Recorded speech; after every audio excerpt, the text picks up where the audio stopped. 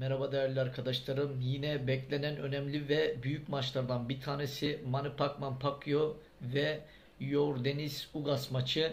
Bu maç boks hayranları ve boks sevenleri tarafından merakla bekleniyor. Bu maçta insanların merak ettiği, özellikle de boks hayranların, boksu seven ve boksu takip edenlerin işte Manny Pacquiao sürpriz bir yenilgi alabilir mi veya Ugas bir galibiyetle ringden ayrılabilir mi?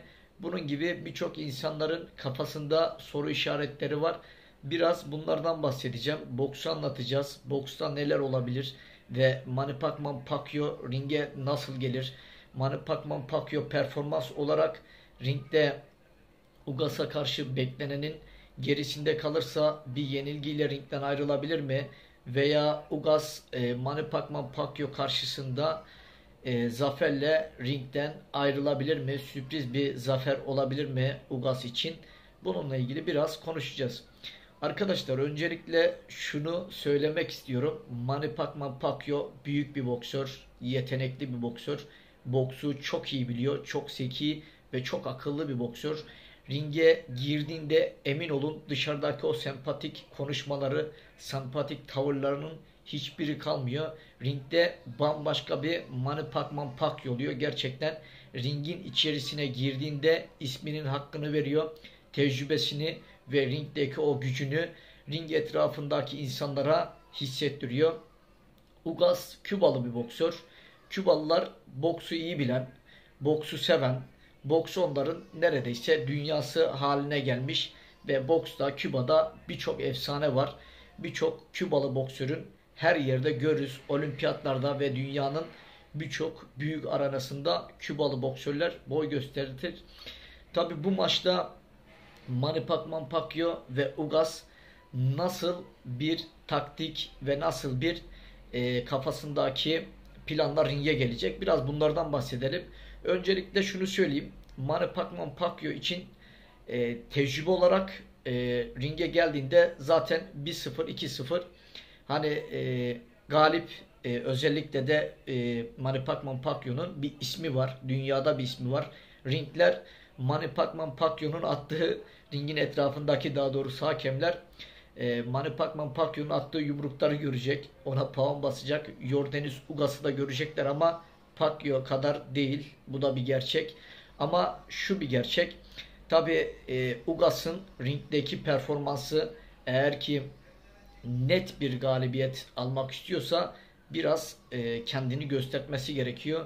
Şu da bir gerçek. Manny Pacquiao çok yumruk atan ters kart bir boksör ve zamanlamayı iyi ayarlayan, rakiplerini işin açıkçası canından bezdiren bir boksör. Prese dayalı boks yapıyor ve rakibini hiçbir zaman boş bırakmayan, presle boğan bir boksör. Ugas şunu söylemek gerekirse Kübalı boksörlerin en büyük sorunlarından bir tanesi. Kübalı boksörler gerçekten ringde devleşiyorlar. Yani boks adına her şeyi görüyoruz Kübalı boksörlerde. Ne zaman ki ülkelerinden ayrılıyorlar, başka ülkelere yerleşiyorlar ve boks hayatlarına devam ettiriyorlar. Belli bir zaman çıtayı aynı şekilde Küba'daki yaptığı boksu aynı şekilde yapıyorlar ama belli bir zamandan sonra bakıyorsun Kübalı boksörler yavaş yavaş o hızını kaybetmişler, tekniğini kaybetmişler, ayak hareketleri yavaşlamış ve birçok Küba'dan getirdiği o özellikler onlar üzerinden kaybolmuş. Tabi bunlar Küba'da boks yapıyorsanız doğal olarak Küba'da boks yapıp da iyi olmayan kolay kolay ben görmedim. Çünkü Küba'da partner çok. Küba'da boksun enerjisi çok yüksek. Bu yüzden de Kübalı boksörler baktığımız zaman dünyanın birçok büyük arenalarında başarılı oluyor. Bundan sonra da başarılı olacaklardır. Yine en son olimpiyatlarda 2020 Tokyo olimpiyatlarında 4 altın madalyayla ringden ayrıldı Kübalılar. Küba'nın boksu tartışılmaz. Çünkü Kübalılar boksu çok iyi biliyor.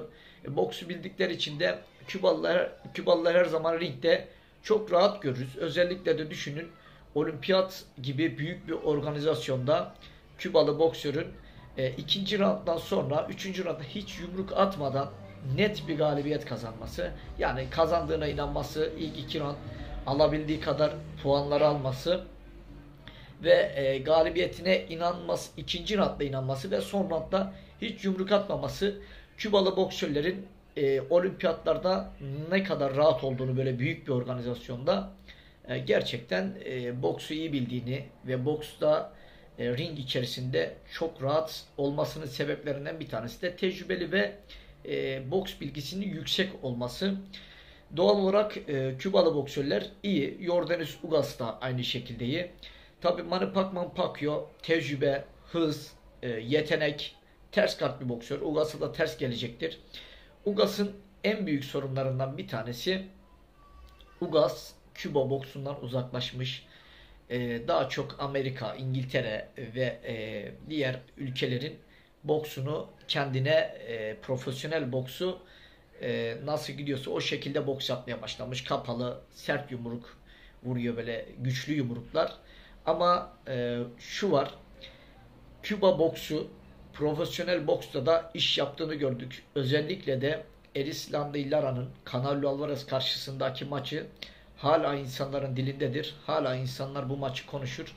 Bence Kübalı boksörler ülkesinden çıktıkları zaman Küba boksunu devam ettirsinler. Bir başkasının tekniğine, taktiğine veya boks bilgisine onların zaten ihtiyaçları yok. Çünkü onlar number one, bir numaralar dünyada. O boksu devam ettirseler yine başarılı olacaklar. Ama devam ettirmedikleri için geldikleri ülkede onlara farklı bir tarz, boks tarzı, boks stili yüklüyorlar. Bunlar da bunu kabul ettikleri için doğal olarak Kübalıların boksu bozuluyor. Manny Pacquiao'nun en çok sevdiği boks tarzını yapıyor Ugas. Kapalı, biraz da öne eğiliyor. Doğal olarak Manny Pacquiao da bu şekilde boksörlere çok güzel net yumruklar vurabiliyor. Yani onu hani bildiğiniz torba gibi çalışacak Yordenis Ugas'ın karşısında. Ugas'ın şansı var mı? Tabii ki var. Boks bu. Boks her zaman sürprizlerle dolu. Ugas'ın burada sadece Manny Pacquiao'nun ringdeki performansı önemli.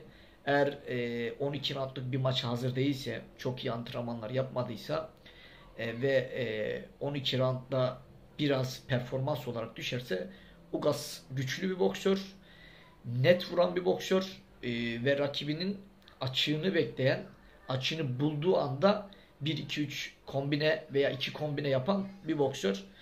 Bu yüzden Manny Pacquiao eğer performans olarak ringde iyi bir durumda olursa doğal olarak Ugas'ı rahat bir şekilde geçecektir. Ama performans olarak ringde geri düştüğü anda Ugas kendini gösterecektir. Belki galibiyette de ringden ayrılabilir. Tabi yapılan anketlere baktığımızda yani %10 gibi bir ihtimal veriyorlar Ugas'ın galip gelmesine. Manny Pacquiao'nun da net bir galibiyet alacağını düşünüyor boks hayranları, boks severler. Tabi Manny Pacquiao gibi bir boksörü 42 yaşında ringlerde görmek, güçlü bir boksörlere karşı maç yapmak istemesi onun ne kadar kaliteli, onun ne kadar iyi bir boksör olduğunu gösterir. Tabi bundan önce Manny Pacquiao Errol Spence Jr. ile karşılaşacaktı. Bir rahatsızlığından dolayı doğal olarak maçtan çekilmek zorunda kaldı. Onun yerine Ugas'ı getirdiler. Bu maçta emin olun Errol Spence Jr. maçı kadar enerjisi yüksek geçecektir. İyi bir maç olacaktır. Bol yumruğu atan her zamanki gibi Manny Pacquiao olacaktır. İnsanları heyecanlandıran yumrukları. Ugas bu maçta nasıl bir performans gösterecek? Ne yapacak? Aynı kapalı 1-2 veya 3 yumruk mu atacak? Yoksa kaçak mı oynayacak? Bunu bilemiyoruz. Ama ring içerisinde şu bir gerçek. Net yumrukları olan bir Ugas göreceğiz. Manny Pacquiao'dan çok fazla yumruk bekliyoruz. Tabi Manny Pacquiao da boksun dışında insanların sevgisine, ilgisine mazhar olmuş bir boksör.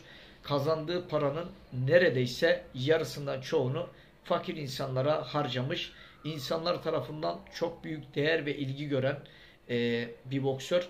Bu yüzden de bu maça çok büyük ilgi, çok yoğun izleme rekoru kıracaktır bu maç. Hayranlar zaten Pacquiao'yu ringde görmesi, hani maç kazanamasa da onu o ringde görmek bile onun hayranlarını heyecanlandıracaktır. Tabi burada boks adına biz de bu maçı izlerken hop oturup hop kalkacağız. Bakalım bu maçta neler olacak.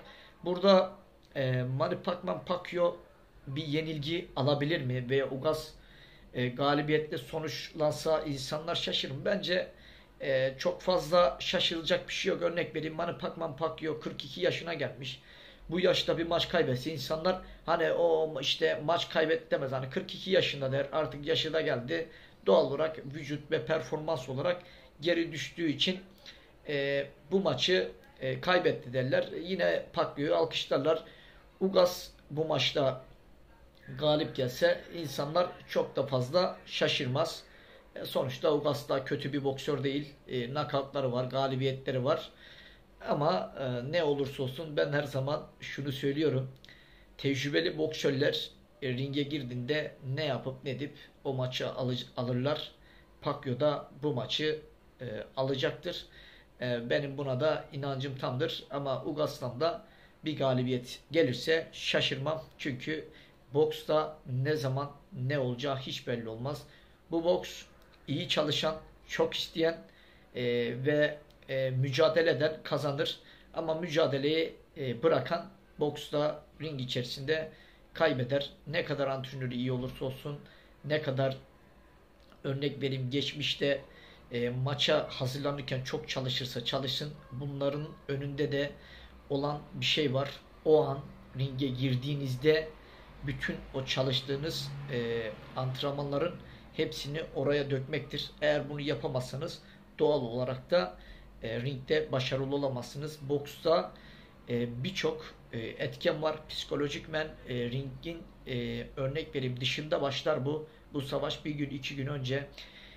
Siz bunu iyi kontrol ederseniz, örnek vereyim kazanacağınıza kendine inanırsanız, ringde de 12 round boyunca o güçlü iradenizi ringe koyarsanız doğal olarak galibiyet sizden yana olur. Ama vazgeçen hiç kimse boksta kazanamıyor. Özellikle son saniyede bile birçok boksörün son 20 saniyede, 15 saniyede maç aldığını gördük. Örnek vereyim, olimpiyat şampiyonu olduğunu, dünya şampiyonu olduğunu gördük. Bu yüzden boksta son gong sesi çalmadan kesinlikle galip geldiğinize inanmayın. Gong sesi çaldığında eğer ki rakibinize karşı üstünseniz o zaman inanın. Çünkü boks sürprizlerle dolu bir spor. Boks sürprizlerle dolu bir dünya. Bu yüzden boksta elinizden geldiği kadar maç esnasında çok disiplinli, çok dikkatli ve ne olursa olsun rakibinizden az da olsa gözlerinizi kaçırmayın. Çünkü bunu rakibiniz affetmez. Özellikle de Manny Pacquiao, Canelo Alvarez ve birçok boksör rakiplerinin gözlerinin içine bakar. Onların en ufak dikkatinin dağıldığını anladığı anda yoğun pres yapıp rakibini adeta maçtan kopartır ve galip gelir. Bu iki boksör hakkında daha söyleyecek tabi birçok şey var. Ama benim şimdilik söyleyeceklerim bu kadar. Sizin de düşünceleriniz, fikirleriniz olacaktır. Siz de benimle aynı düşüncede, aynı fikirdeyseniz yorumlar kısmına yorum yapın. Orada açıklayın. Manny Pacquiao'nun boksunu, Ugas'ın boksunu. Pacquiao galibiyete yakın isimlerden bir tanesi. 100 anketlerde dediğim gibi %80 net kazanacağına inanıyor boks hayranları. Boksu takip eden, boksu seven insanların. Ugas'ın şansı var mı? Ugas da bu maçı kazanabilir mi? Sürpriz bir galibiyet alabilir mi ringden? Bunu da sizin düşünceniz nedir? Bunu da dediğim gibi yorumlar kısmına yazın arkadaşlar. Kanalımızın da büyümesi için kanalımıza abone olup yorum ve beğeni yapmayı unutmayın ki videolarımız daha çok kişiye ulaşsın. Daha çok takipçimiz olsun ve biz de boksu daha çok daha büyük kitlelere yayalım, anlatalım, insanları bilgilendirelim ve onlara da bir nevi yardımcı olmuş oluruz YouTube aracılığıyla. Şimdilik söyleyeceklerim bu kadar arkadaşlar. Kendinize çok iyi bakın. Bir sonraki videoda tekrar görüşmek üzere. Bizden ayrılmayın.